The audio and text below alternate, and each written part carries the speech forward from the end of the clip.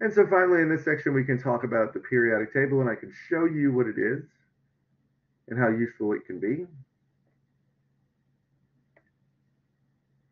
Over time, it was noticed that there was a pattern to the way that chemicals behaved. If you lined things up based on their atomic numbers, based on their number of protons,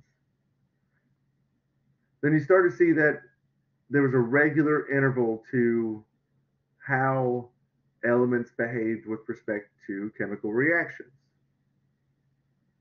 If we were to go back and subtract the elements in the halogens or subtract the elements in the alkali metals, the atomic numbers, you would see that the difference will be the same between each one.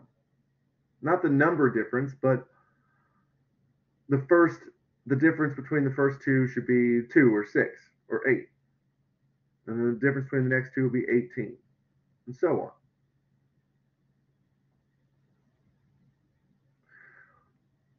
This was then used to set up the periodic table. The table lists elements, and it breaks up the columns into elements that behave similarly, which are essentially our families of elements. It's remarkably simple, and yet it contains everything that it takes to make up everything in the universe, essentially. And it's extremely useful. We'll only touch on the usefulness this week. I want you guys just to learn what it is right now. But next week, I'll show you how to actually use it to figure some things out. And so here is the periodic table. I believe this image is from Wikipedia. You can use any periodic table that you would like, but you will need a periodic table to answer some questions, just to have as a reference. First of all, here are our halogens that we discussed. Okay, I left off the ones down at the bottom. They're not as important. Here are the alkali metals. Okay, hydrogen is kind of not always lumped in there with the rest. Sometimes it is, sometimes it isn't. Hydrogen is one of those ones that is basically just a single proton with a single electron. And so it just kind of does what it wants and gets stuck over here on top numerically. But here are the alkali metals. This is another family called the alkali earth metals. Similar to the alkali metals, they are reactive but not as reactive. And they'll form slightly different compounds with this group here generally.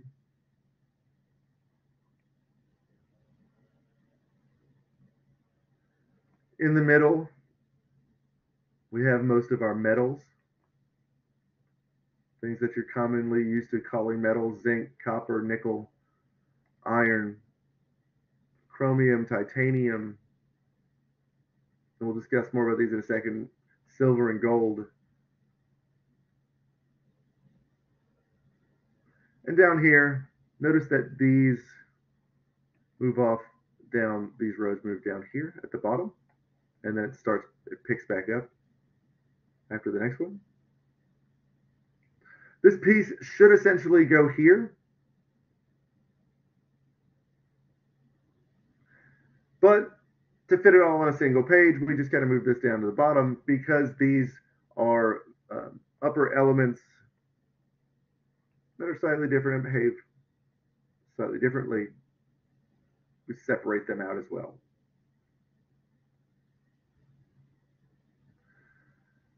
There's so much information captured in the periodic table that we could spend weeks talking about it. From the way that the electrons are structured to determining which elements would react with which elements. There's lots that you can do with it.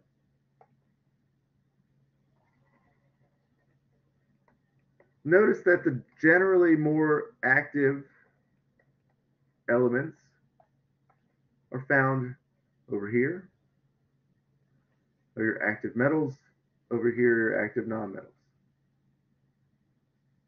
And we'll talk more about that in the next section, and how to start picking apart the periodic table.